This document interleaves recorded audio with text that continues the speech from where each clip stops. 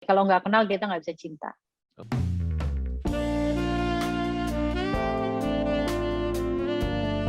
Film-film ganas ya? Iya.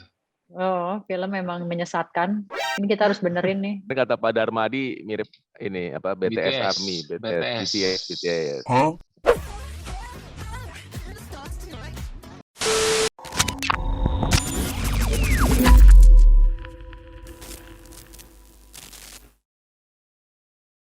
Halo sahabat Banteng Muda dan Sobat Indo Prime TV, selamat datang kembali ke acara kita. Yang kali ini nih, di malam hari ya. Kalau kemarin kan di pagi hari jam 10 ya. Tapi ini spesial karena memang 17-an, jadi kita buat acaranya di malam hari jam 7 malam. Jadi malam ini dialog cinta bangsanya kita mengambil tema peran generasi milenial dalam meningkatkan kualitas seni budaya di Indonesia. Nah, kenapa nih menarik banget? Juga saya ditemani oleh rekan saya, Bang Jos nih, Ketua Joshua. Siapa dulu dong nih? Ya. Ini Joshua juga aliran K-pop juga deh ini ya. Kalau kemarin itu adalah negara nomor satu yang paling banyak nih Mbak Salimah ya. Aliran Arminya. untuk arminya dari 5 negara di Asia. Jadi disusul oleh Thailand, Korea Selatan, Filipina dan Amerika. Jadi kita mau lihat nih nanti kira-kira fenomenanya apa. Ya, oleh karena itu pada malam hari ini kita kedatangan tamu istimewa kita. Ini yang paling hits, dipanggilnya Sasha ya, yang awet muda terus, pengusaha muda wanita dan sekaligus Kepala Badan Kebudayaan Nasional DPD PDI Perjuangan DKI Jakarta. Nah, itu narasumber kita yang pertama. Ditemani juga nanti oleh Mbak Kirana Larasati, seorang artis, influencer dan sekaligus Wakil Ketua Bidang Pelestarian Kebudayaan DPD PDI Perjuangan DKI Jakarta. Nah, buat teman-teman nanti silakan boleh bertanya kepada dua narasumber kita malam hari ini yang sangat cantik-cantik ya. Jangan malu-malu bertanya, nanti ada sesi tanya jawab juga. Ya. Nah, kira-kira kita langsung mulai aja ya, Ketua Sasha ya. Nah, ini kayaknya Sasha lagi di luar nih. Lagi di mana nih Sasha? Kebetulan saya lagi arah kembali ke Jakarta dari Blitar, dari makam Bung Karno tadi. Wah, luar biasa banget nih. Bener-bener sama tim BKN DKI kebetulan kami harus lakukan ziarah. Nah, boleh diceritain tuh langsung tuh kira-kira kalau ziarah tuh ngapain aja sih kira-kira, dan kan teman-teman Banteng Muda terus juga PDI Perjuangan sering banget nih ziarah ke makam Bung Karno. Kira-kira suasananya seperti apa? Boleh diceritain Mbak Sasha, silakan. Oke, pertama-tama selamat malam. Assalamualaikum warahmatullahi wabarakatuh. Shalom, Om Swastiastu, Sukiyoto Nama Budaya, Salam Kebajikan, Merdeka. Merdeka. Selamat malam, yang saya banggakan ada teman-teman dari BMI Jakarta Utara yang dipimpin oleh ini anak muda yang hebat-hebat juga. Senior-senior saya sebenarnya ada Bung Pierre, terus udah gitu ada Joshua, ada kawan-kawan BMI Jakarta Utara dan hadirin yang lain. Saya nggak lama-lama ya. Tadi ngobrolin soal ziarah ke makam Bung Karno di Blitar. Ya. Revolusi mental menjadikan makam Bung Karno tidak lagi hanya sekedar tempat ziarah saja, tapi juga dibangun menjadi museum juga dan ada perpustakaan di situ sehingga masyarakat bisa hadir, bisa datang ke sana untuk membaca buku mengenai perjuangan. Jadi nggak cuma tentang Bung Karno, buku-buku mengenai perjuangan dan banyak lagi perpustakaan seri pustaka di dalam perpustakaan Bung Karno tersebut yang memang diperuntukkan untuk umum gitu. Terus udah renovasi juga jadi lebih bagus. Kalau dulu sekali masih di awal-awal tahun 2000-an aja itu kita cuma parkir terus udah langsung di gerbang makam. Kalau sekarang di depannya udah ada museum, ada diorama juga, terus ada pond, air mancur dan ada patung Bung Karno juga yang memang akhirnya itu asri sekali gitu. Jadi kita nggak cuma datang ke situ tuh untuk ziarah aja jadinya, karena memang oleh Ibu Megawati Soekarno Putri, Ketua Umum kita, benar-benar diperhatikan bahwa orang nanti masyarakat bisa berkunjung ke makam Soekarno juga untuk mempelajari bagaimana negara Republik Indonesia itu terbentuk dari perjuangan Bung Karno dan seluruh pendiri bangsa gitu. Jadi tempatnya juga lebih enak, terus udah gitu suasananya lebih nyaman, asri banget. nanti setelah PPKM teman-teman kalau punya waktu dijadwalkan mungkin BMI Jakarta Utara mau tur bareng-bareng, kita bisa rame-rame berziarah ke makam Bung Karno di Blitar. Itu seru banget. Kalau jalan darat berapa lama sih ya? Kalau jalan darat sampai Blitar ya kurang lebih 8-9 jam lah gitu. Tapi kalau pakai berhenti-berhenti 10 jam lah ya gitu. Tapi tergantung nyetirnya. Kebetulan saya disetirin orang militer jadi agak cepet ini. Nggak pakai rem ya berarti ya? Agak nggak pakai rem. Moga-moga aman terus ya di sana ya. Aman. Nah, yang berkunjung tuh kebanyakan anak-anak muda atau justru orang-orang tua sebenarnya sih ya?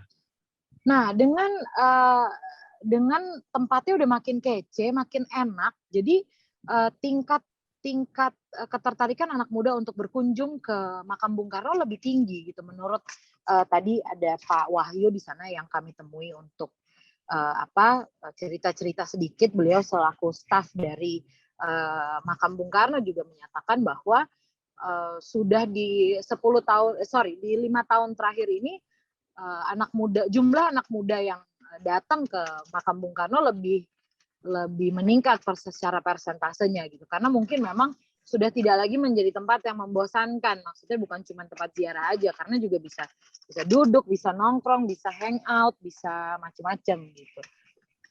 Ya, jadi dan hariannya tuh 5.000-an. Sebelum pandemi itu bisa 5.000 per hari loh, Ketua Pierre. Iya. 5.000 banget tuh ya. 5.000 per hari minimal. Ketua Jo sudah pernah belum ke situ? Belum. Sama Belum kita juga pernah. belum tuh. Waduh. Harus Josh. Belum pernah. Kalau ada waktu. Nah, itu recommended ya. Kita pengen juga tuh kalau dengar cerita dari Ketua Sasha tuh jadi kepengen banget ke sana ya. Moga-moga nih PPKM cepat beres, ya kan, COVID cepat beres juga ya. Nah, Syah, bisa dijelaskan nggak program dan kegiatan dari Badan Kebudayaan Nasional ini sebenarnya apa? Dan kemudian apa juga yang melibatkan anak muda? Jadi buat para teman-teman Banteng Muda juga jadi sebenarnya kalau mau terlibat di BKN ini terlibatnya juga gitu seperti itu. Silakan. Oke, di Badan Kebudayaan Nasional Provinsi DKI Jakarta kami pada dasarnya adalah bisa dibilang sebagai perpanjangan tangan dari BKN Pusat gitu. Jadi walaupun BKN Pusat sendiri memiliki banyak program, tapi kami di DKI Jakarta juga mensupport secara ide dan tenaga juga untuk kegiatan-kegiatan BKN Pusat, sehingga banyak terjadi kolaborasi mulai dari ide sehingga pelaksanaan gitu. Tapi di BKN DKI sendiri kami memiliki beberapa program yang sudah berjalan dan akan dijalankan sesuai dengan timeline-nya. Yang sudah berjalan, yang pertama adalah kami punya Pasar Gambir namanya. Pasar Gambir adalah pasar online di mana BKN DKI Jakarta membantu pelaku-pelaku UMKM untuk berjualan. Artinya mereka bisa mengirimkan produk-produknya secara jadi gambar, foto, price list, dan segala macam detail tentang barang jualannya kepada tim Pasar Gambir. Lalu kami akan mempromosikan dan membantu pengiriman serta penjualan gitu. Nah, pengirimannya sendiri itu nanti itu dilakukan bukan dengan aplikasi online, tapi kami memberdayakan teman-teman kader gitu. Jadi teman-teman kader yang punya motor itu nanti begitu barang dari UMKM itu datang, teman-teman kader yang nanti akan menjadi distributor atau menjadi kurir gitu. Itu sebenarnya bagaimana cara kita juga membantu teman-teman kader yang membutuhkan juga gitu. Karena lumayan kan Ketua PR, daripada kita bayar aplikasi online gitu, kita membantunya dari situ. Nah, Pasar Gambir yang seri 1 sudah selesai dilaksanakan. Nah, nanti yang seri 2 yang akan datang itu sedang dipersiapkan karena kami sedang menerima UMKM yang mau masuk. Nah, UMKM-nya di sini tidak hanya kuliner aja, tapi juga ada wastra, ada furniture, ada handicraft, macam-macam gitu. Jadi ada kosmetik, ada apapun usahanya teman-teman yang ada di DKI Jakarta, silakan dikirimkan ke timnya Pasar Gambir. Ada Instagramnya juga Pasar Gambir. Itu nanti kita akan mengolah dan membantu mempromosikan serta menjual. Pasar Gambir nah, itu yang pertama, Pasar Gambir, betul. Nah, yang kedua yang sedang kami persiapkan sekarang, itulah kenapa saya harus keliling ke beberapa titik di Jawa, di Jakarta dan Jawa adalah jejak kemerdekaan. Jejak kemerdekaan adalah sedikit napak tilas dari bagaimana para pendiri bangsa mempersiapkan kemerdekaan. Memang tidak secara keseluruhan, tapi ini garis-garis besarnya aja. Jadi kami melakukan tur dari makam Bung Hatta kemarin, itu sehubungan dengan juga ulang tahun Bung Hatta tepat di tanggal 12 Agustus yang lalu. Lalu kita berkunjung ke Hos Cokroaminoto di Yogyakarta. Lalu kita juga berkunjung ke Pak Sudirman, Jenderal Besar Sudirman. Lalu kita ke makam Bung Karno dan kami juga ngobrol sama putra dari Sri Sultan Hamengkubuwono IX, yaitu Gusti Prabu. Jadi banyak cerita-cerita sejarah yang nanti akan kita gabungkan. Kita pulang ke Jakarta nih, nyampe kita langsung siapin nanti untuk jejak kemerdekaan. Dan yang satu lagi kami punya program namanya Jumbut. Jumbut adalah Jumat Budaya. Oke, jadi nggak boleh salah sebut. Jumbut, oke. Jumbut ya. Namanya Jumbut. Namanya adalah Jumat Budaya. Jadi Kenapa nanti dipilih Jumat tuh? Kenapa dipilih Jumat? Ya. Satu, karena Jumat tuh yang paling utama adalah semua BKN DKI udah mau libur kalau Jumat. Jadi orang weekend gitu. Tapi Jumat tuh kita adalah hari yang tenang, hari baik. Walaupun semua hari baik gitu. Tapi namanya lebih catchy aja. Kalau Senin budaya Senbut, Selasa budaya Sobut gitu ya kan. Jumbut lebih bikin orang nengok ya gitu. Jadi memang salah satu kabit saya menginisiasi nama itu dan kami di KSB menyetujui. Nah, Jumat Budaya nanti akan berisikan talk show atau kita ngobrol-ngobrol santai secara ya kita ngobrol di angkringan, kita ngobrol di warung kopi sama pelaku-pelaku budaya, pelaku-pelaku seni dan sejarah di DKI Jakarta maupun Nusantara tapi yang sementara base-nya di Jakarta gitu. Sementara sih BKN DKI baru itu dan untuk teman-teman yang ngapain sih di BKN DKI? BKN DKI sebenarnya sangat-sangat membutuhkan ide-ide dari teman-teman dan kerja keras juga dari teman-teman kader muda maupun yang di luar yang belum kader tapi mau masuk PDI Perjuangan boleh juga bergabung sama kami di Badan Kebudayaan Nasional. Mungkin tidak mau berpolitik secara politik praktis mungkin bisa juga karena di BKN kan kami murni berbudaya dan berkesenian gitu yang tentu saja berhubungan dengan sejarah Nusantara gitu. Jadi boleh banget. Misalnya teman-teman punya ide mau nari, mau teater, mau anything. Boleh duduk sama kita ngobrol dengan senang hati. Saya punya KSB Kabit dan jajaran yang very welcome untuk menyambut ide gagasan bahkan kontribusi dari teman-teman. Gitu ya. Ketua Pierre, Ketua Josh. Luar biasa Sasha. Ini juga kita lihat Instagramnya juga sudah aktif, sering posting juga nih ya. Yes, jadi betul. Instagramnya sudah aktif. Ya. BKN DKI Jakarta. BKN DKI Jakarta. Ya. Ini harus follow nih, apalagi malam ini kita udah ketemu dengan kepala badannya. Ya, jadi moga-moga sudah lebih kenal, lebih sayang dan bisa follow juga BKN kegiatan-kegiatannya. Karena ini saya lihat banyak sekali kegiatan-kegiatan positif ya. Ya. Dan tentunya isinya anak-anak muda semua ya, Sasha ya. Isinya anak-anak muda dan kader-kader yang berjiwa muda. Jadi tidak digolongkan dalam umur. Yang berjiwa muda yang penting. Bang Jo, silakan kalau ada yang mau ditanya. Nah itu kalau kegiatan-kegiatannya kalau di BKN itu ada kolaborasi dengan mungkin seniman-seniman Jakarta atau seniman-seniman nasional. Sebelumnya seperti apa tuh? Ya, jadi memang kami sementara bergerak dari internal dulu. Jadi teman-teman di DPC juga sudah mulai aktif, terutama di DPC Jakarta Timur, karena yang lain masih baru terbentuk. Gitu. Tapi DPC Jakarta Timur sendiri sudah berkolaborasi dengan banyak seniman di daerahnya, di wilayahnya, sanggar-sanggar tari dan lain sebagainya. Kalau untuk di DKI Jakarta sendiri, dan kalau boleh saya sambungkan ke pusat, memang kami bekerja sama dengan beberapa seniman yang memang sudah berkecimpung di bidang-bidang seninya masing-masing gitu dan bidang-bidang di budayanya.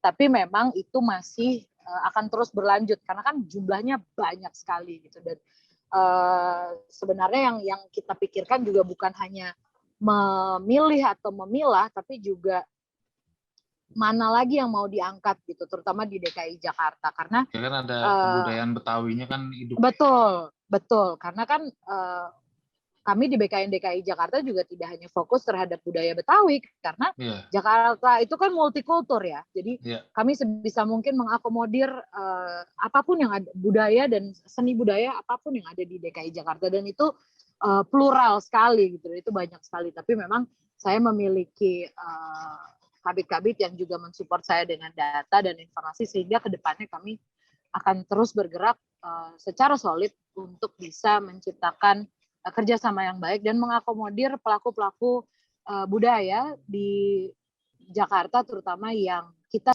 harus akui bahwa memang itu tidak diperhatikan. Banyak yang tidak diperhatikan, apalagi dengan modernisasi dan budaya-budaya modern yang masuk dari luar. Ya, betul. Gitu. Nah, ini terkait Hari Kemerdekaan 17 Agustus, opini mengenai mencintai budaya sendiri itu adalah salah satu cerminan sikap nasionalisme. Itu kira-kira gimana? Betul nggak sih? Apa memang kalau orang nggak mencintai budaya sendiri berarti tidak nasionalis? Atau memang dilihat dari sisinya seperti itu sepakat, kira-kira sepakat atau enggak? Nah, kalau sepakat atau tidak, keputus nih kayaknya. Halo, Sasha. Halo. Coba tadi saya coba kontak dulu ya. Udah masuk. Halo. Iya. Tadi sampai di mana?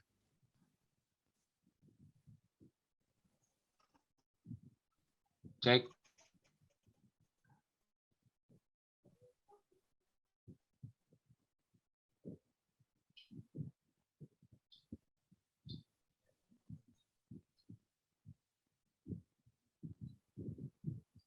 Halo.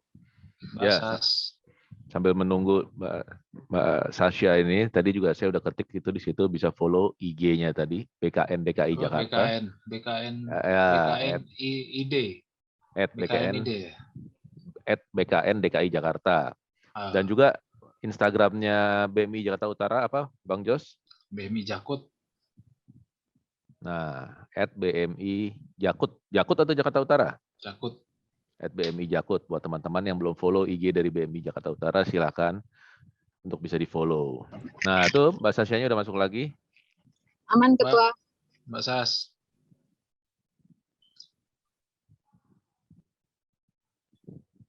Halo, dengeran ya? Jelas, Mbak?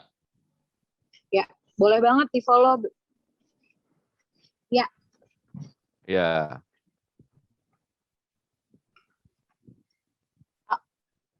Ya.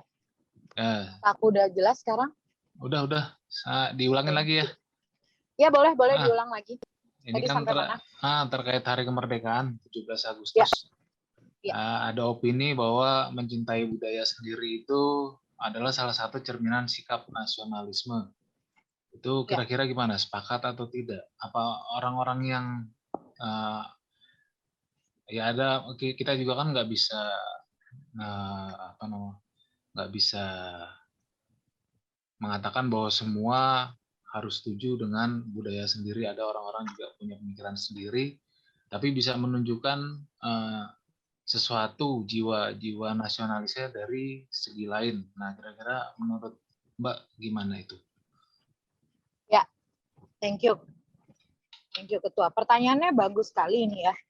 Gitu. Karena gini, kalau sampai ada yang tidak setuju bahwa nasionalisme harus dicerminkan dari kecintaan terhadap seni dan budaya dan adat istiadat Indonesia, itu saya nggak ngerti nasionalismenya mesti belajar dari mana lagi. gitu. Karena mencintai merah putih adalah mencintai Indonesia. Mencintai Indonesia adalah mencintai budaya. Mencintai budaya adalah mencintai akar dari leluhur kita datang dari mana gitu. Nah, generasi sekarang sayangnya banyak melupakan datangnya dari mana. Mungkin kalau misalnya di umur-umur yang sekarang, let's say umur yang early SMA atau SMP, kalau ditanya dia orang mana, dia akan jawab, yang di Jakarta akan jawab, oh saya orang Jakarta gitu. Saya lahir besar di Jakarta. Mayoritas pasti begitu. Gitu. Tapi coba kalau misalnya orang-orang yang sekarang berumur let's say 25 ke atas, kalau ditanya orang mana, dia akan jawab saya lahir besar di Jakarta, tapi ayah saya orang Minang, ibu saya orang Jawa, tapi kakek saya orang mana yang kayak gitu-gitu. Itu nah, mencintai budaya dan adat istiadat Indonesia itu nggak boleh nggak dipaksa, itu harus dipaksa. Jadi kalau saya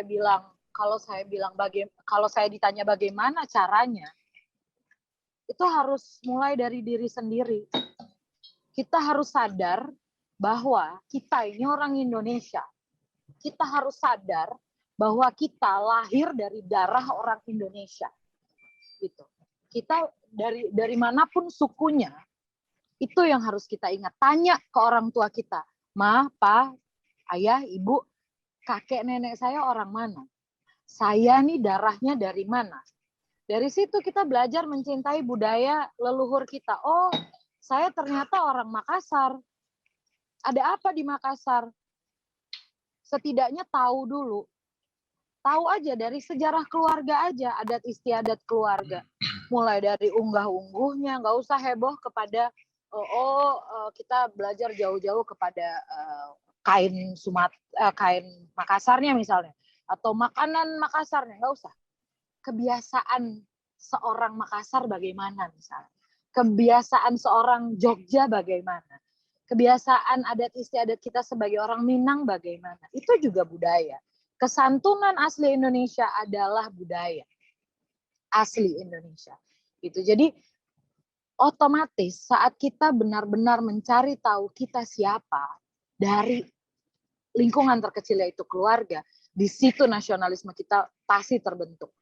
Gitu. Nggak usah jauh-jauh mengangkat tangan tinggi-tinggi bilang bela negara, cinta Indonesia, merdeka, merdeka, merdeka. Jangan teriak merdeka kalau kamu aja nggak tahu nenekmu orang mana. Jangan teriak saya cinta Indonesia kalau kamu nggak tahu kakekmu orang mana. Kalau orang Jawa nggak ngerti bilang dalam, minimal. Jangan bilang kamu orang Jawa. Kalau orang Minang, misalnya, nggak mengerti sedikit aja bahasa. Jangan dong, pelajari. Itu masih bisa. Itu jangan kita belajar lagu bahasa Inggris, hafal mati. Ya kan? Kita belajar lagu Korea, hafal mati. Serialnya hafal, bajunya hafal, lagunya hafal. Tapi pada saat ditanya, jam gadang ada di mana? Kamu pernah ke titik nol yang ada di Aceh? Atau kamu pernah menyelam di Bunaken misalnya? Apa kamu tahu kepulauan kita ada berapa? Apa kamu tahu wastra yang ada dari NTB, NTT, tenunnya bagaimana bentuknya? Kalau itu jawabannya semuanya nggak ada, percuma ngerti negara lain, percuma ngerti dunia, tapi kamu tidak mengenal negerimu sendiri. Tapi kenyataannya kalau ini ada juga yang udah gabung, Mbak Kirana, selamat malam. Kenyataannya nggak seperti itu kalau kita lihat generasi milenial yang sekarang. Kalau mau dibilang harus, wajib, tapi ternyata yang kita lihat untuk umuran, bahkan sampai orang tua, termasuk ibu saya pun pencinta Koreaan sejati, dan itu memang fenomena yang sampai sekarang ternyata realnya seperti itu. Tidak ada tidak ada dari para budayawan, jarang sekali, maksud saya jarang dari budayawan atau pegiat-pegiat budaya yang menampilkan kebudayaan Indonesia itu secara masif. Jadinya anak-anak muda kita lebih condong terlihat mengikuti budaya-budaya luar, termasuk fenomena Korean Wave itu. Kalau kita lihat di medsos, itu yang namanya BTS Army. Nah, dia bisa kemarin juga sampai mengumpulkan makanan ataupun donasi untuk pandemi ini sampai nilainya sangat fantastis. Dan itu salah satu bentuk kegiatan memang positif, tapi bukan budaya yang mereka ikuti bukan budaya Indonesia, Korean, K-pop, Korean Wave, dan itu sangat digandrungi oleh milenial Indonesia. Itu kira-kira tanggapan Mbak Sas gimana? Ya, benar sekali bahwa Korean Wave ini menjadi satu fenomena yang luar biasa terjadi di Indonesia, bahkan di seluruh dunia, gitu. Perlu, dan itu benar. Kita kadang-kadang suka terheran-heran saat ada apapun yang berhubungan dengan let's say BTS. Lalu tiba-tiba semua orang jadi nggak berasa pandemi, semua orang tiba-tiba punya aja uang untuk dikeluarin untuk beli sesuatu gitu contohnya. Atau misalnya segala sesuatu yang ada hubungannya dengan artis-artis Korea tertentu misalnya juga terjadi. Perlu peran serta pemerintah dan dinas-dinas terkait, kementerian-kementerian terkait, terutama Dinas Pariwisata dan Kebudayaan serta Pendidikan untuk bisa kembali memenangkan kebudayaan di negerinya sendiri, gitu. Perlu itu. Nggak bisa kita sendiri hanya berkoar-koar, kita di grup kecil lah ya, atau di kelompok-kelompok kecil kita berkoar-koar bahwa ayo cintai budaya Indonesia gitu. Tidak salah untuk jadi Korean lover, juga tidak salah gitu. Saya sendiri juga nonton Korea, saya sendiri juga adalah salah satu fanatik dari salah satu aktor Korea gitu. Tapi kan tidak membuat saya melupakan budaya Indonesia gitu. Diperlukan benar-benar gaung, bukan cuma gaung, tapi gong yang luar biasa, harus genderang yang harus dimainkan oleh pemerintah untuk budaya gitu, karena saya melihat belum ada itu sama sekali. Hanya segelintir orang, tapi tidak besar efeknya gitu. Waktu kita sudah bertahun-tahun misalnya perempuan berkain. Kita pernah nggak lihat perempuan pakai kain di mall? Nggak pernah. Padahal Ibu Kirana. Ibu Kirana adalah sedikit di antara sedikit orang yang Ibu Kirana ada di antara sedikit orang. Ada banyak tapi pulang kondangan. Exactly, itu mayoritasnya begitu. Gitu. Tapi kayak kita punya juga teman-teman desainer yang sudah mulai membuat ready to wear, batik, tenun, ikat, songket dan lain sebagainya. Gitu. Nah, tapi itu lagi sama masyarakat dipakainya hanya kalau nggak kantor, kalau nggak dipakainya pada saat kondangan gitu. Jadi tidak menjadikan itu pakaian sehari-hari gitu. Sedangkan perempuan-perempuan Indonesia dulu pergi ke rumah orang aja kebayaan dan cantik sekali gitu. Yeah. Mereka pasti udah mereka pergi rapat aja kebayaan gitu. Nah, itu perlu peran serta banyak orang gitu. Dan terutama anak mudanya sendiri juga udah mesti sadar gitu, Ayo dong, boleh kok nonton Korea, ya pakai kain aja, nggak apa-apa, kain kita sangat kaya. Jangan sampai kebudayaan kita lebih dihargai di negara orang dibanding negara sendiri. Gitu sih. Ya, oke. Kita juga mau dengar juga nih pasti tanggapan dari Kirana, karena saya tahu banget Kirana juga ini BTS Army banget gitu. Waktu dulu pas McDonald itu bener nggak? Waktu pas yang McDonald itu saya ingat banget Kirana beli cukup banyak, terus pakai baju warna ungu muda gitu. Bener nggak Kirana? Itu keperluan konten. Sempat heboh tapi keren.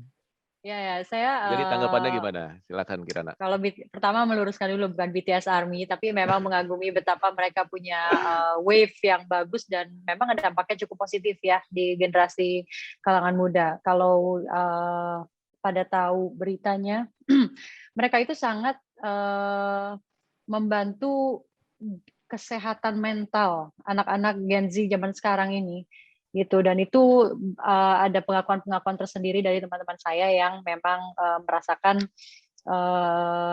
efek positif dari BTS itu. Nah, saya menunggangi itu untuk mencari mencari tahu lebih dalam lah gitu. Iya. Gitu. Cuma kalau kayak tentang kita ini ngomonginnya Korea nih ya, kalau saya lihat dari sini. Sebenarnya sih enggak sih, cuman itu kan kita ada top, Salah ada satu yang paling fenomenal. Ya. Jujur aja saya juga pengagum opa Korea ini. Tapi kalau kita gali lagi sebelumnya ya, kenapa sih mereka bisa bahkan sekarang menjadi mendunia gitu, mengalahkan mungkin Jepang. Dulu kan mereka dibandingin sama Jepang ya. Kesannya tuh apa ya, kalau kita bilang itu Japanese wannabe gitu kalau dulu nih. Tapi kalau sekarang they're leading the world. Mereka menguasai ibaratnya. Mereka memimpin, termasuk salah satu yang memimpin. Nah, itu kalau saya dengan Annabel ya, analisa gembel aja, itu memang disupport oleh pemerintah untuk memajukan budayanya. Dan itu memang berhasil. Kita bisa lihat di negara kita memang tidak semua sih, tapi dominasinya itu terasa sekali gitu. Nggak ada yang salah sih dengan suka sesuatu kebudayaan.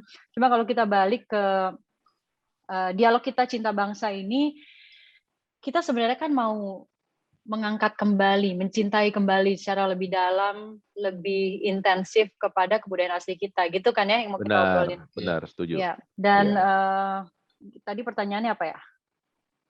Jos, tadi ada yang mau tanya lagi? Iya, itu tadi apa namanya, yang masalah positifnya kegiatan mereka, tapi sebenarnya mereka kalau mau bicara budaya yang mereka anut atau yang mereka jalankan itu kan bukan budaya asli Indonesia, tapi justru kegiatan-kegiatan mereka lebih positif dan masif. Dan di pandemi kemarin juga terbukti fantastis yang mereka sumbang untuk pandemi itu gila-gilaan. Dan loyalitas mereka juga antar grup mereka juga sangat kuat. Jadi jadi semacam persaudaraan gitu. Nanti begitu BTS-nya dicolek, wah itu bisa diserbu oleh netizen ARMY itu. Makanya saya agak rada ngiri ya. Rada ngiri ya, kok mereka bisa sesolid itu gitu kan. Justru ini saya pantau juga dari tadi, takutnya ARMY pada masuk kita diserang. Enggak lah kan kita dialog terbuka, yang ngomong terbuka. Tapi saya kasih satu good news nih. Ini terjadi mungkin sekitar 2 bulan yang lalu. Jadi ada satu drama Korea, tapi saya nggak hafal namanya, judulnya ya, tapi tentang badminton. Oh iya. Ya, dan di situ ada sempat viral itu ya. Sempat viral di episode 4 atau episode 5, katanya mereka sedang bertanding di Indonesia, lalu jalan ceritanya bahwa pihak Indonesia menghalalkan segala macam cara supaya atlet-atlet dari Korea Selatan ini gagal gitu kan. Oh, jangan salah, netizen Indonesia yang K-popers ini, yang drakor diehard ini, mereka tetap membela harga diri martabat bangsa Indonesia. Semua mengirimkan protes di komen, meminta dia ininya diganti, jalan ceritanya diganti, atau ada permintaan maaf semacam itu. Dan cukup bangga ya melihat bahwa ternyata cinta itu nggak membutakan, cinta drakor tidak membutakan mata hati saudara sebangsa kita. Iya. Witis banget ya. Nah, Kirana, teman-teman banyak yang nanya juga nih, sebenarnya Kirana sibukannya apa sih sekarang di PDIP Jakarta ini sebenarnya?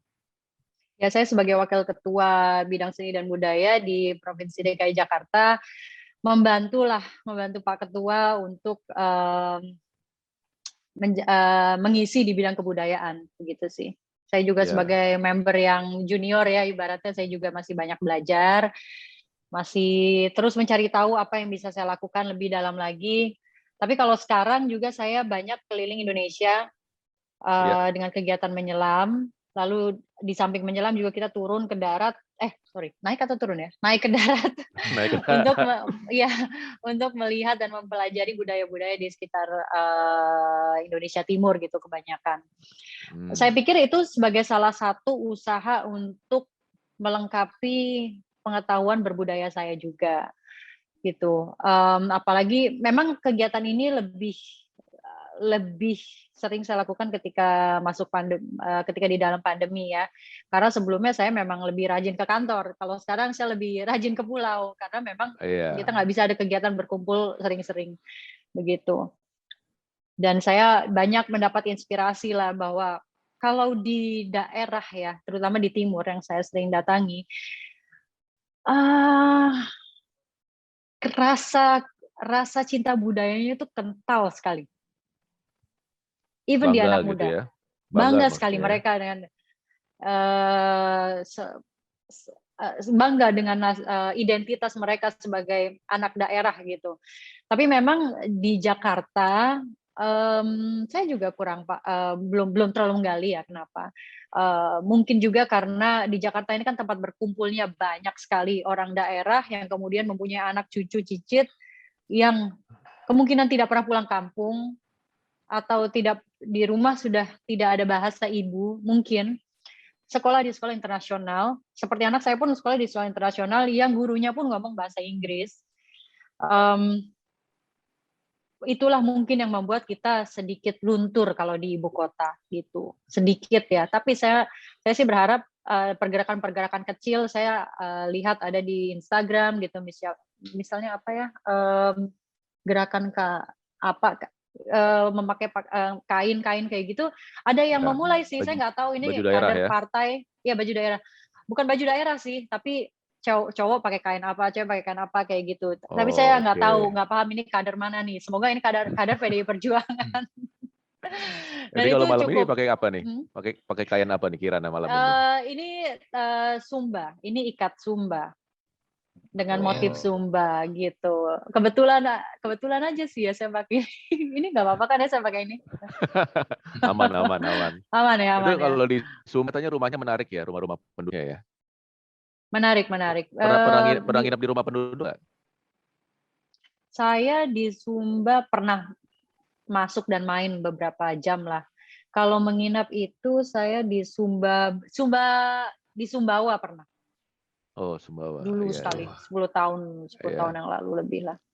Untuk ya sering lah ya ada syuting yang memang dokumentari gitu datang ke sana. Jadi itu di sana mereka yang menarik? Gimana? Kebudayaan apa selama jalan-jalan keliling-keliling Indonesia, kebudayaan apa yang paling menarik dan berkesan buat Kirana? Menurut saya semua menarik ya, tapi yang paling saya kok merasa saya menjadi orang sana gitu. Itu Nusa Tenggara Timur sih, karena NTT. Mereka ramah sekali. Ramah bukan main. Panggil saya Kakak Nona. Lalu dua kali Kakak ada Nona. Kakak dan Nona. Iya, memang begitu. Begitu cara manggil Kakak Nona. Iya. Karena perempuan, jadi bukan cuma kakak, tapi Kakak Nona. Kalau pria dipanggilnya apa ya? Kakak. Oh, kakak aja nggak pakai. Iya, jadi nggak mas, nggak kakak mas, nggak kakak bapak gitu kak. Ya, mereka ramah sekali, mereka murah senyum, seperti tidak ada beban. Jarang, yang saya lihat sih jarang marah ya, tapi jangan sampai melukai harga diri mereka, itu parang keluar nanti. Iya, tapi katanya NTT kering ya, jarang hujan, benar nggak tuh? Betul, di daerah tertentu memang gersang ya. Bukan betul nggak ya bahasanya gersang? Ya, jarang hujan, betul, kering. Iya. Jadi kalau ada kebakaran tuh gampang terpicu gitu, dan susah dipadamkan memang. Iya, nah Kirana, gimana nih caranya kita supaya anak-anak muda kita ini lebih familiar dengan budaya lokal, dan kira-kira budaya-budaya apa sih yang menurut Kirana yang lebih cocok untuk anak-anak muda kita ini ya? Kalau menurut saya justru saat pandemi ini adalah saat yang paling tepat untuk dipakai untuk membangkitkan rasa cinta budaya asli Indonesia gitu. Karena kan kita nggak ada pilihan lain nih untuk menjadi ke barat-baratan atau ke western-westernan, kebule-bulean gitu kan. Biasanya kan kalau kita liburan atau ada kesempatan kita explore keliling dunia, bukan keliling Indonesia. Nah, dengan adanya pandemi ini justru menurut saya itu bisa kita manfaatkan dengan memperluas pengetahuan budaya kita dengan keliling Indonesia gitu. Toh nggak Iya. mahal, Iya. makanan kita murah dan enak. Itu Mm-mm. sudah pasti, itu jaminan mutu makanan kita itu enak di mana-mana. Nah, dengan berkunjung ke tempat-tempat yang eksotis, dengan ke kampung-kampung asli, itu bisa menyemarakan rasa cinta budaya Indonesia gitu. Dan Iya. sebenarnya gini, butuh juga support dari pemerintah sih. Ini sangat vital ya. Ini sangat vital, support dari Iya. pemerintah. Misalnya tiket yang tidak dimahalin gitu misalnya. Saya Iya. tahu ini kita semua lagi susah. BUMN kita pun juga lagi lagi Garudanya mungkin ya. Kemarin berdarah-darah. Cuma baru kayak makan buah si malakama gitu loh.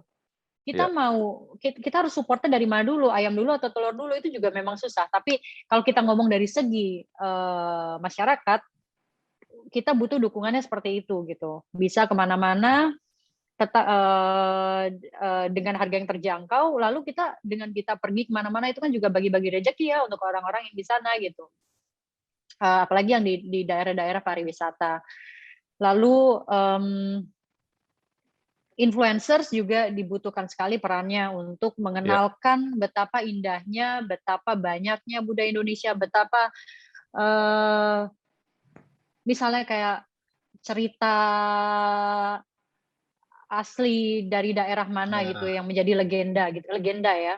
Iya. Legenda daerah mana, kemudian diceritakan kembali asal usul misalnya di Laut Banda ada Pulau Suanggi, sebutannya lainnya adalah Pulau Hantu, kenapa dibilang begitu dan sebagainya gitu. Nah, itu bisa menjadi juga tugas influencers untuk sharing sesuatu yang orang lain mungkin belum bisa gitu pergi ke sana. Nah, dari situ kan bisa dibangkitkan rasa cintanya. Lebih mengenal lagi. Oke, Kirana, kok belakangan tiba-tiba bisa suka diving? Maksudnya ini satu hobi baru atau satu hobi yang sudah lama, dan kira-kira tempat diving yang paling menarik dan yang paling indah di Indonesia ini ada di mana aja ya? Ya, sejujurnya sih hobi baru ya. Hobi baru yang benar-benar getol dijalanin itu ketika di pandemi di Agustus 2020 kemarin. Sejak saat itu saya nggak pernah berhenti. Ini agak gawat juga sih. Sejak saat itu saya nggak pernah berhenti. Karena gimana ya, diving itu olahraga yang nggak ngumpul. At least ngumpulnya itu ya di satu tempat di kapal, tapi kan kita semua sudah dites ya dengan prokes. Tidak sembarangan gitu loh, kemana-mana ketemu orang ganti-ganti setiap hari gitu. Jadi menurut saya lebih aman, dan di dalam laut menurut saya lebih aman daripada di darat. Dari COVID. Nggak ada penularan di situ ya?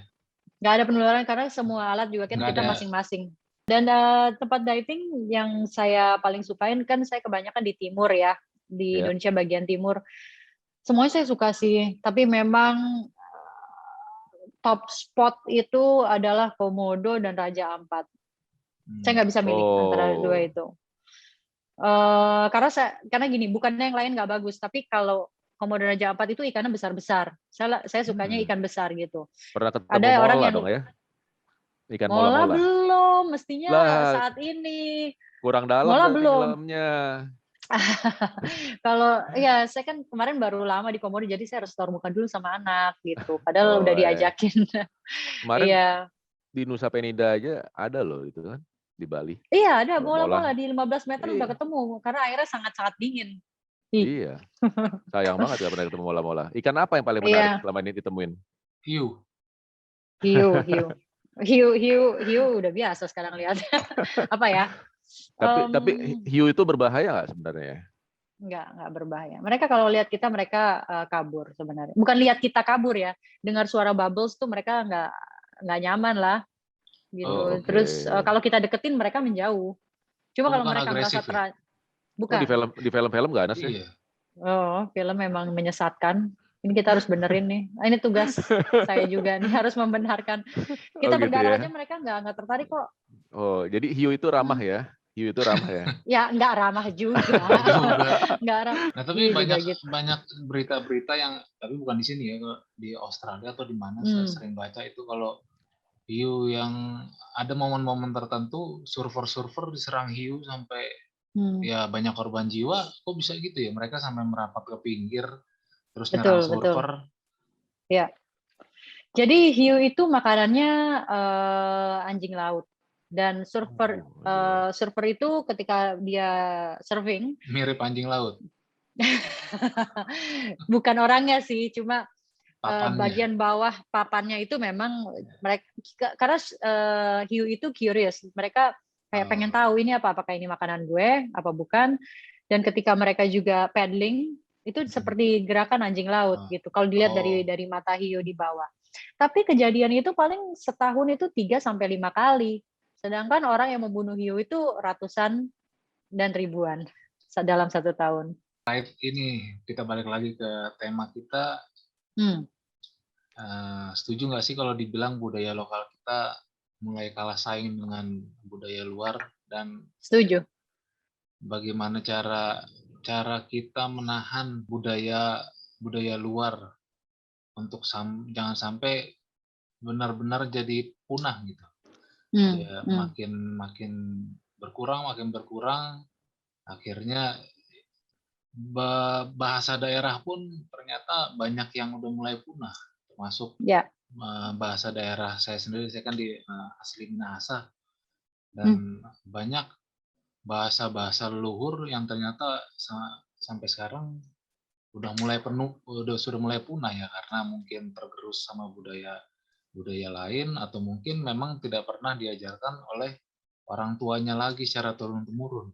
Nah, kira-kira menurut Mbak Sas dan Mbak Kirana ini gimana caranya supaya budaya kita nggak tergerus dan kalah saing akhirnya nanti mungkin di beberapa puluh tahun lagi?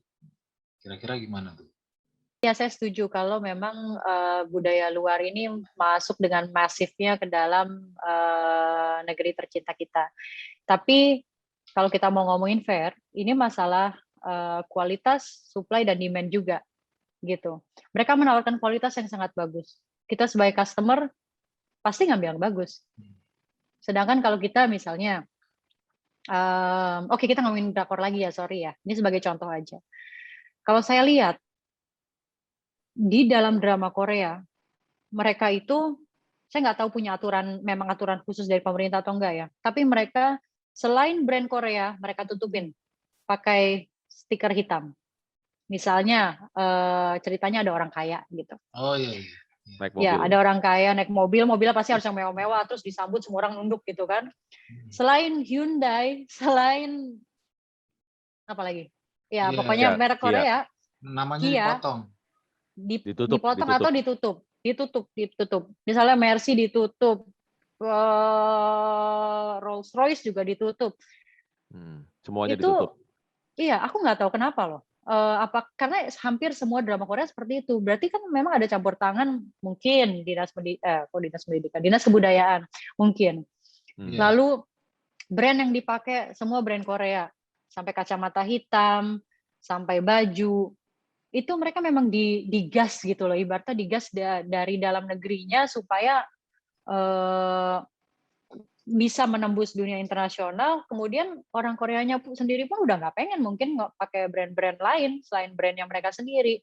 Jadi dari situ tuh timbul rasa percaya diri. Oh, gue nih emang keren. Gue nih kayak gini nih keren banget.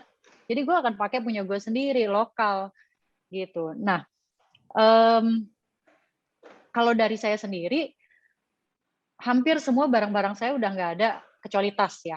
Kecuali tas saya masih ada, saya jujur aja, maksudnya saya masih ada punya koleksi-koleksi lama, tapi saya udah nggak pernah beli lagi gitu. Karena menurut saya udah nggak relevan. Kualitas kita belum ada sampai situ. Gimana caranya supaya ada? Ya kita harus bikin, memang harus digenjot, harus digas di masalah kualitas, di masalah kreativitas, di masalah hak cipta supaya nggak dicolong ya. Ini masalah colong-colongan budaya dan ide ini gencar sekali soalnya antara dari Asia ke Barat juga, gitu. Mbak Itu Syas kalau dari gimana? saya. Ya. Silakan Mbak Syas. Kalau dari saya membutuhkan kesadaran. Kesadaran dari setiap individu generasi muda maupun generasi tua yang ada di Indonesia. Jadi sebenarnya kita nggak usah pecah generasi deh. Harus ada kesadaran dari seluruh masyarakat Indonesia untuk kembali mencintai dan melestarikan budayanya sendiri gitu. Apakah dari yaitu tadi pakaian, gaya hidup, sopan santun itu kan juga termasuk budaya ya. Itu maksudnya jadi bukan hanya sekedar lalu melulu kepada les nari atau yang hal-hal praktis lainnya. Harus sadar itu dulu gitu, karena kita tidak bisa berharap dengan cepat, walaupun saya sama Kirana tadi satu hal yang kami sama adalah butuh peran serta dari pemerintah untuk ngegas dalam hal peningkatan kualitas, peningkatan supply, peningkatan kesejahteraan pelaku seni budaya dan masyarakat adat di Indonesia. Itu pasti kami sama-sama setuju di situ. Tapi kalau sudah dilakukan itu tapi masyarakatnya tidak sadar bahwa mereka adalah juga pendukung utama dari lestarinya budaya Indonesia itu sendiri, percuma gitu. Karena itu tadi pihak-pihak tertentu swasta sih yang masih dilihat ya. Pemerintah saya rasa, kalau menurut saya pemerintah belum secara jor-joran untuk melakukan branding besar-besaran terhadap budaya Indonesia di dalam negeri, apalagi di luar negeri gitu. Tapi kalau pihak-pihak swasta kita udah lihat banyak brand yang sudah mulai menggunakan produk-produk atau hasil karya dari daerah gitu. Kita bisa lihat ada macam-macam banyak bisa ditemukan.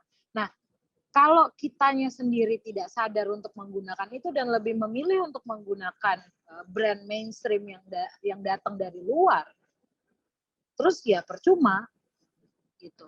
Kita mesti belajar bahasa.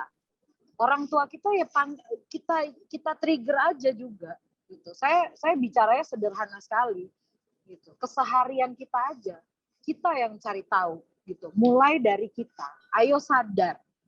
Mulai dari kita bahwa kita sudah di titik terparah masalah kebudayaan Indonesia sendiri. Karena hanya pelaku-pelaku yang sudah ada yang mempertahankan dan melestarikan budaya itu sendiri, dan mereka jumlahnya sedikit. Gitu. Dan mereka letaknya di pelosok-pelosok Nusantara, yang bawa ke pusat, yang bawa ke atas, yang bawa ke dunia apalagi, itu nggak ada. Itu yang dibutuhkan. Gitu. Para pelaku budaya tenun, budaya ikat, ATBM yang ada di Nusa Tenggara, apakah yang ada di Sumatera, itu mereka hanya berhenti di penjualan lokal saja gitu. Yeah. Pemerintah harus mensupport itu untuk naik ke nasionalnya, gempur di luar internasionalnya lebih lagi gitu. Jangan berhenti di nasional, jangan berhenti di SMESCO, jangan berhenti di balai-balai UMKM binaan. Ngapain? Berhenti di Inakraf aja. Ngapain? Dibawa keluar gitu. Jangan itu saja gitu. Dan pemerintah maupun swasta maupun pemerintah harus sama-sama sadar juga bahwa budaya Indonesia ini kaya. Tanpa mengurangi rasa hormat saya, tapi kita jangan naikin itu lagi. Kita tuh kaya banget dari Aceh hingga Papua. Jadi kalau kita kasih sesederhana souvenir aja, batik, terus jangan ke situ aja dong. Kita punya ikat dari Sumba, kita punya tenun, kita punya songket dari Bali, kita punya songket dari Sumatera, itu juga luar biasa. Nah, kalau misalnya kita nggak mulai dari situ, kita nggak sadar. Dibutuhkan kesadaran. Itu dulu, sadar dulu bahwa kita sudah diambang kehancuran untuk budaya ini sendiri. Bisa mati loh. Bisa cuman yang ada di daerah yang mengerti budayanya. Kita yang di pusat enggak. Kita yang di kota-kota besar tidak. Apalagi anak mudanya. Saya aja kalau nggak belajar, nggak maksa belajar, saya nggak tahu. Gitu. Apalagi yang adik-adik kita yang sekarang ada di SMA dan segala macam, yang kurikulum juga harus mendukung. Kurikulum mengenai budaya sekarang itu parah, nggak ada. Gitu. Jadi butuh kesadaran dari semua pihak, terutama para pengambil keputusan dan pemangku kebijakan. Berarti itu targetnya Pasar Gambir nanti ya? Insya Allah DKI dulu ya. DKI dulu. Memajukan UMKM yang berbau budaya lokal. Betul, betul. Nah, terus ini beberapa waktu lalu Kementerian Pariwisata nih mengusulkan dangdut menjadi warisan budaya asli Indonesia.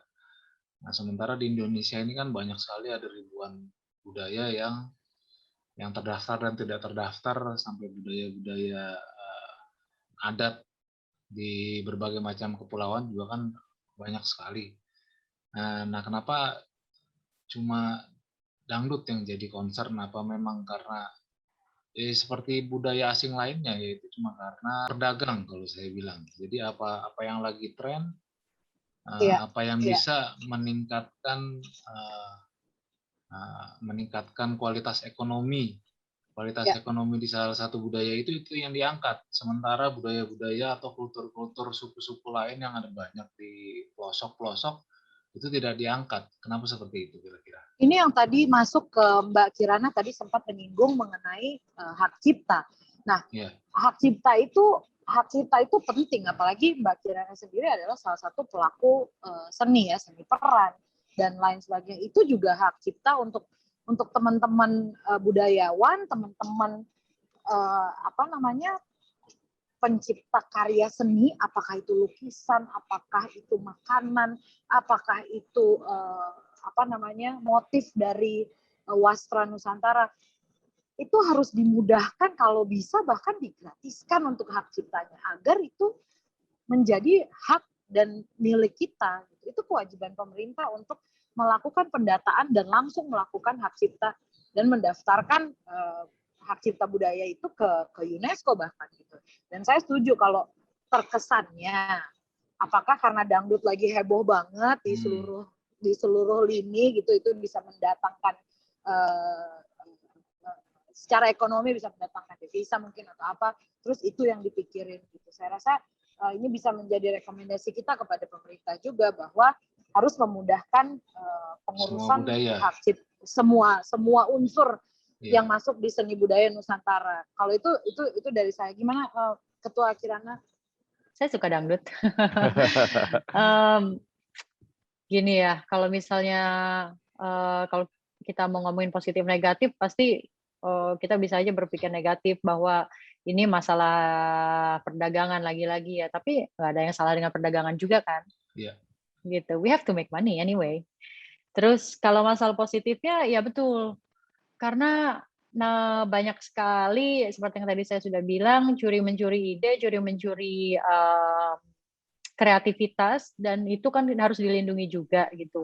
Dan dangdut, suka tidak suka, itu benar-benar lagu yang sangat merakyat, dan kalau kita ngomongnya kita orang kota mungkin nggak terlalu suka, tapi di luar sana dengan jumlah yang jauh berpuluh-puluh kali lipat daripada kita itu suka dangdut gitu. Jadi nggak ada salahnya kalau didaftarkan dulu oleh pemerintah yang lebih yang lebih punya kepentingan di orang banyak daripada yang lainnya gitu.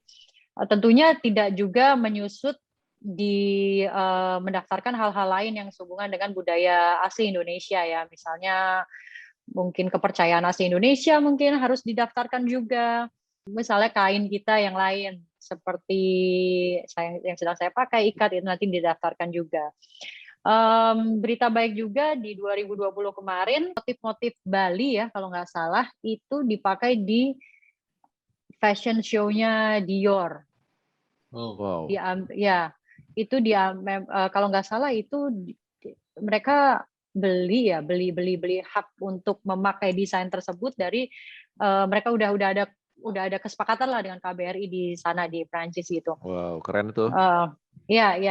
Dan itu kan salah satu ibaratnya pengakuan ya bahwa ini adalah desain Indonesia gitu. Walaupun mereka juga pakai desain-desain lain gitu. Itu. Nah, sebelum ini dicolong memang harus didaftarkan dulu gitu. Yeah. Kain-kain kita sendiri malah dipakai di luar ya. Jadi harusnya Kalau betul. anggota-anggota Itu dewan mahal lainnya loh, ini, nah, anggota-anggota mahal dewan sekali lainnya gitu. harusnya lebih cinta budaya lokal. Betul, betul. Saya bagaimana masih agak ini ya, masih agak ragu dengan menangkal budaya-budaya asing yang terus berdatangan, yang entah dulu ada Harajuku, sekarang ada Korean Wave, dulu juga di zaman apa namanya tahun 80-an ada rock, pop dan macam-macam. Pokoknya intinya kita selalu diserbu. Kita selalu diserbu oleh kekuatan budaya-budaya asing, dan itu pun sangat berpengaruh terhadap kehidupan milenial kita.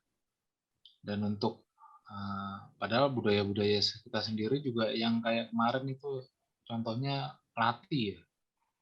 Latinya Oh, siapa? Nah, itu kan bisa tuh dikolaborasi antara budaya dance, ada kejawen Jawanya ada, terus jaipongnya ada, westernnya ada. Nah, kenapa nggak coba untuk juga dikolaborasi seperti itu dibanding harus mentah-mentah misalkan bikin boyband. Dulu kan ada zaman-zaman boyband, trio Libas dan lain-lain itu. Nah, tapi meniru mentah-mentah dari mulai koreografinya segala macam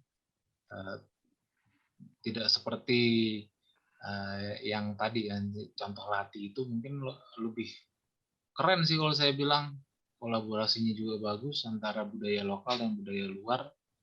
Kira-kira bisa nggak tuh menangkalnya dengan cara meneruskan hal-hal seperti itu? kalau saya sih nggak mau pakai kata-kata menangkal ya.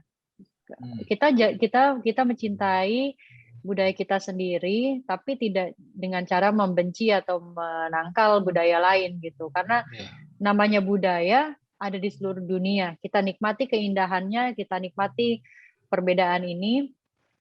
Tapi yang perlu kita lakukan itu memang menumbuhkan rasa cinta kita dan menumbuhkan rasa kreativitas kita terhadap budaya kita sendiri.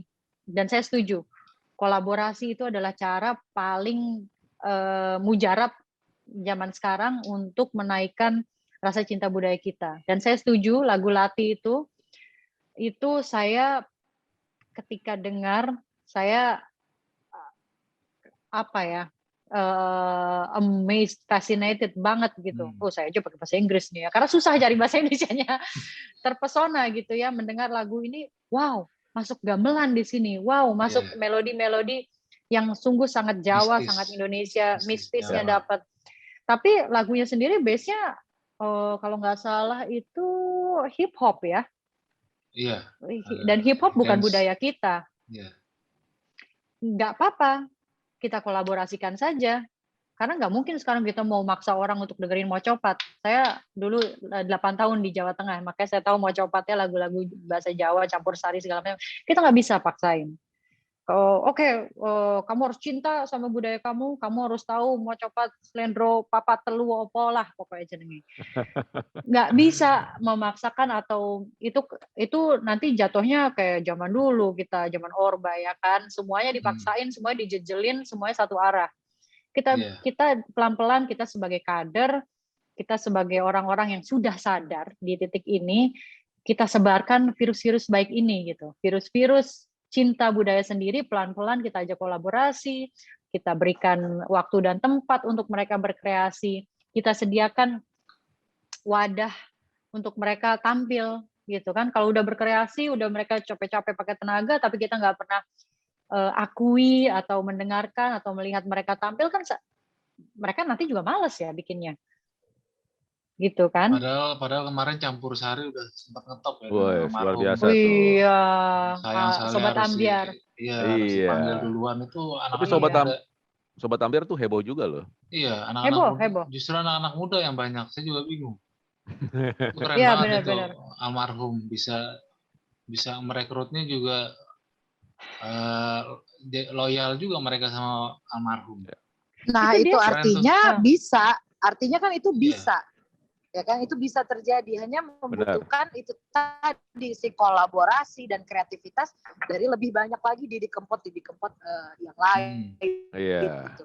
untuk make that happen. Jadi bukan cuma di lagu, nanti kita coba di wastra, nanti kita coba di kuliner dan lain sebagainya.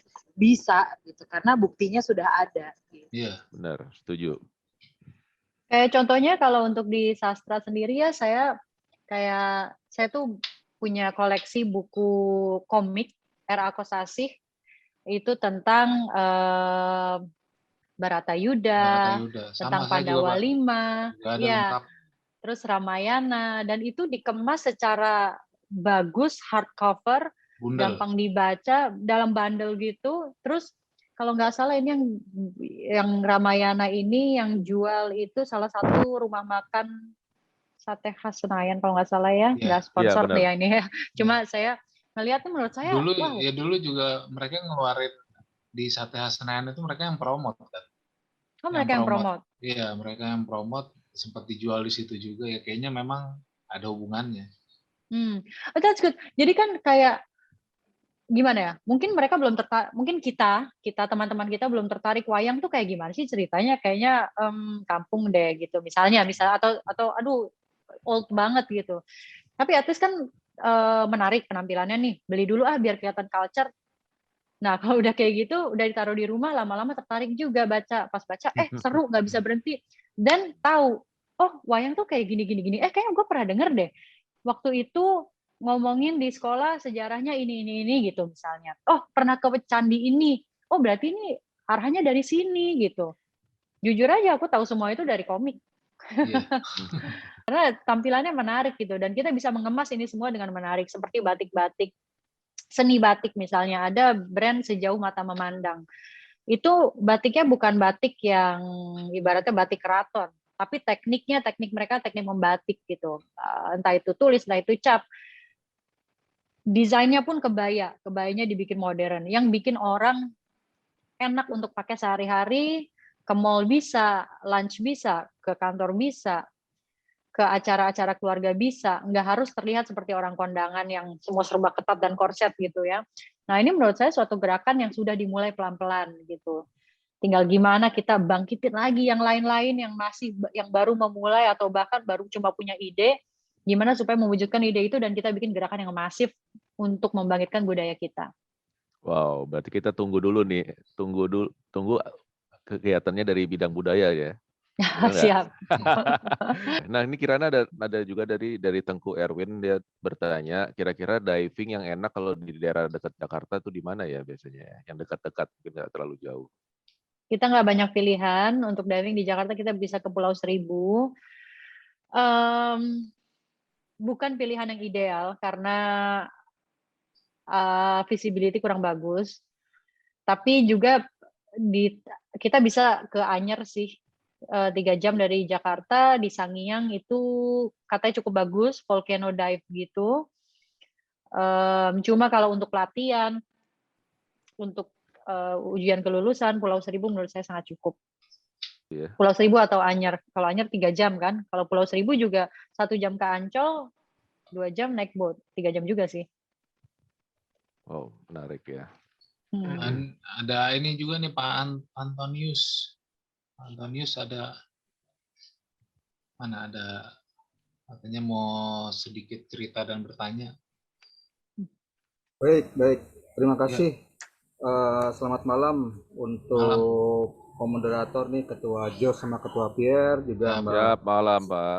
Juga Mbak Sasa dan Mbak Kirana. Tadi kan udah sebagai pembicara cukup banyak yang diceritakan, terutama Mbak Kirana nih sebidang sama saya nih. Kebetulan saya juga sama Kabid Seni dan Budaya, tapi ya statusnya nih lebih tinggi Mbak Kirana. Nah tadi kan Mbak Kirana cerita mengenai saat di NTT. Nah kalau saya bercerita mengenai potensi daerah sana, khususnya NTT, waktu itu saya ke daerah Sumba Barat. Nah dari Sumba Barat itu kalau misalnya yang belum pernah, itu dari Jakarta transit Denpasar, terus pakai penerbangan perintis ke Kupang, Pelabuhan El Tari gitu ya, terus jalan lagi pakai mobil ke sana. Memang alamnya cukup bagus. Jadi kalau saya yang mau melihat di sana itu mengenai potensi daerah, jadi yang berhubungan sama budaya. pas kebetulan pas ke sana itu nggak tahu pas Mbak Kirana ada nggak cerita tentang ini. Jadi pas ada yang namanya acara Pasola. Nah itu di sana itu waktu itu kita kaget, ini seperti ada perang suku nih gitu. Jadi dari utara selatan mereka pakai baju adat, naik kuda, bawa parang gitu, dikira mau perang antar kampung gitu ya. Ternyata bukan, itu adalah salah satu seni budaya yang baru lihat, ternyata potensi yang namanya, kalau kita yang nanti boleh disampaikan bahwa yang namanya potensi daerah itu cukup besar, selain sudah banyak yang berkenaan sama misalnya pakaian, juga budaya. Nah selain itu pas saya jalan-jalan di sana gitu ya, jadi kalau Ketua Jas bilang, wah nanti ada COVID nyerang binatang kucing atau familia kucing gitu, di sana itu susah sekali kita cari kucing, nggak ada malah yang namanya kucing gitu ya, nggak seperti di Jakarta, keluar rumah udah dimakan semua itu. keluar rumah kiri kanan lihat kucing gitu kan. Nah selain potensi daerah yang seperti tadi itu, kalau kita khususnya untuk kaum milenial yang bisa mengekspos secara digital budaya-budaya daerah, itu menjadi tujuan investasi juga nih bagi pemodal. Jadi bukan hanya kita itu mengembangkan misalnya kayak hotel-hotel pariwisata di daerah Jakarta atau Jawa saja, tapi bisa berinvestasi di sana sehingga yang namanya potensi daerah itu dapat dikembangkan, kemudian juga yang berujung pada pendapatan asli daerah sana meningkat, otomatis kesejahteraan akan merata.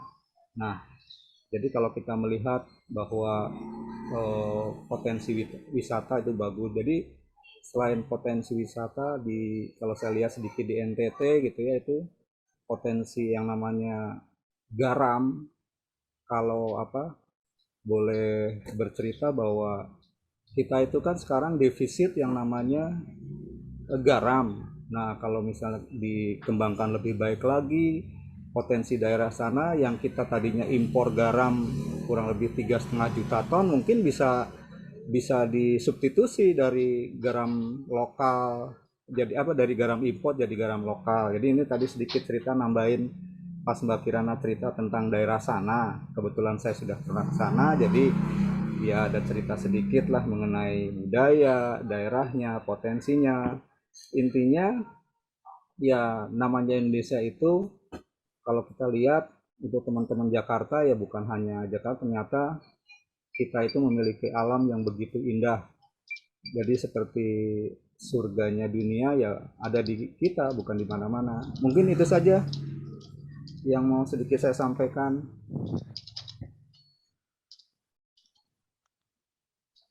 Iya, terima kasih. Terima kasih Pak Antonius. Bung, sekarang kita panggil ya. Bung Anton. Iya kan, Bung Anton. Terima kasih. Iya, memang banyak sekali potensi ya. Lagi-lagi kita mau banget ke sana kan. Semua pasti pada mau ke sana, tapi memang medannya tidak segampang itu. Kita butuh pesawat perintis.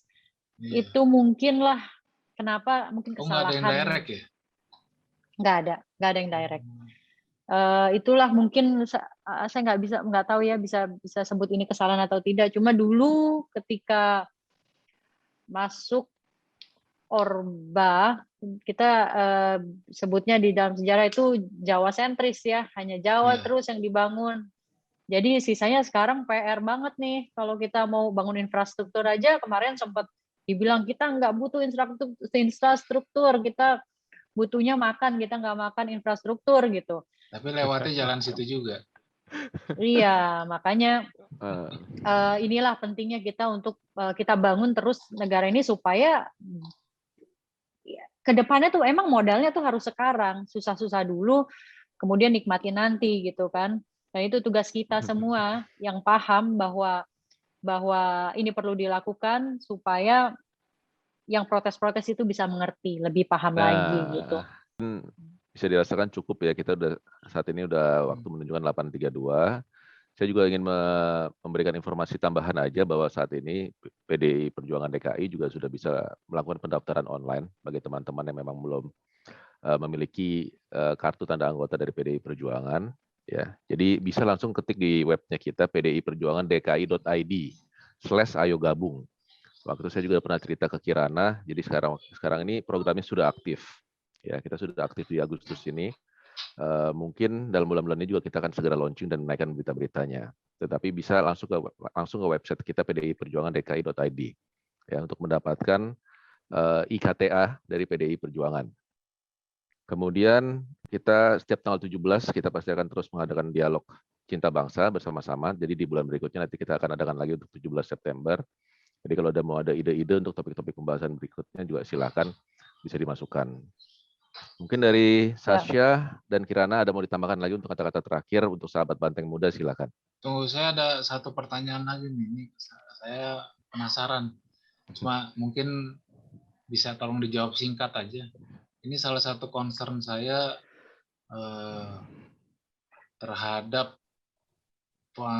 aksi-aksi penyerangan yang selama ini kita lihat, pernah baca mungkin di medsos, terhadap kultur-kultur budaya, aksi-aksi kultur budaya yang sedang berjalan, kayak misalkan pembubaran kegiatan-kegiatan Sunda Wiwitan, atau kegiatan-kegiatan macam malam satu suro itu kan suka ada kegiatan di pantai ya, dan itu menurut oknum-oknum tertentu itu adalah kegiatan yang tidak mungkin dibilang tidak tidak sesuai dengan apa yang mereka apa yang diajarkan oleh mereka.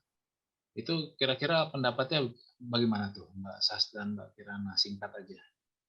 Ini agak luas nih jawabnya nih. Soalnya Singkat aja, Sasha. Singkat aja nih. Kalau saya mengatasnamakan pribadi aja ya ini ya. Saya mengatasnamakan pribadi, tidak mengatasnamakan BKN DKI. Seperti kalau ada yang setuju ya oke. Buat saya itu kegiatan yang itu perlakuan yang norak sekali terhadap para pelaku seni budaya. Karena kesenian Sunda Wiwitan misalnya, apakah Labuhan, terus Malam Satu Suro itu sudah ada sebelum agama masuk ke Indonesia gitu. Betul. Jadi itu adalah akar budaya yang sudah turun-temurun ada. Jadi bukan pelanggaran terhadap agama apapun, itu bukan penistaan terhadap ajaran agama manapun gitu. Itu budaya murni kultural gitu. Jadi untuk orang-orang yang melakukan hal-hal itu, terjadinya penyerangan-penyerangan itu buat saya itu satu, buat saya pribadi atas nama pribadi, buat saya itu satu norak. Dua, itu bukan hal yang patut dicontoh dan kita harus ingat kembali bahwa kebudayaan itu sudah ada jauh sebelum agama masuk ke Indonesia. Itu aja, singkat saja. Singkat tapi mantap. Mantap, Sasha.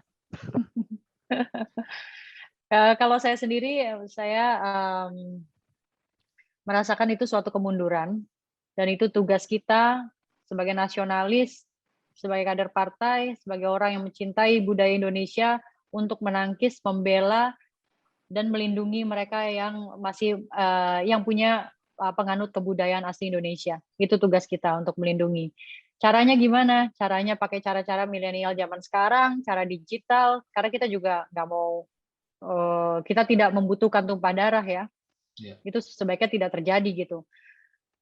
Tetapi kita butuh lagi-lagi dengan peran pemerintah juga untuk melindungi mereka, untuk mempunyai kemerdekaan, melakukan, meyakini apapun yang mereka mau, selama itu masih berada dalam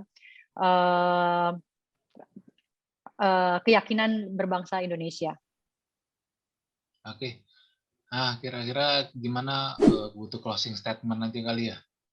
Boleh. Atau mungkin bagaimana caranya supaya teman-teman kita generasi milenial lebih mencintai budaya kita sendiri.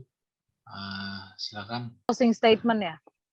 Tidak ada salahnya mencintai atau menyukai, menggemari budaya yang ada di luar Indonesia. Tapi jangan pernah lupa jas merah, jangan sekali-sekali melupakan sejarah, termasuk budaya, termasuk akar dan garis keturunan kita datang dari mana. Kita sama-sama yuk melestarikan budaya nenek moyang kita, budaya Nusantara, supaya tidak habis, tidak hilang ditelan masa dan ditelan budaya-budaya luar lainnya.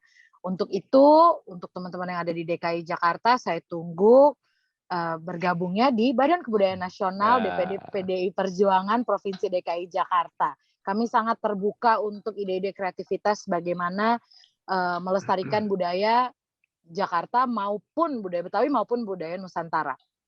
Merdeka. Kalau closing nih, saya closing juga ya, biar kita istirahat malam ini. Kamu berbudaya Indonesia, kamu nasionalis, kamu keren, dan kamu harus punya KTA. Yes. Merdeka. Merdeka. Oke, thank you banget untuk narasumber kita malam hari ini. Dengan senang hati. Iya, Kirana, Sasha, luar biasa banget untuk informasi-informasinya sudah di-sharing. Ya, mudah-mudahan banyak teman-teman milenial juga yang terinfluence kan, nanti di-share di ini kan Indo Prime di YouTube-nya kita, ya. Indo Prime. Banyak banget info-infonya bermanfaat.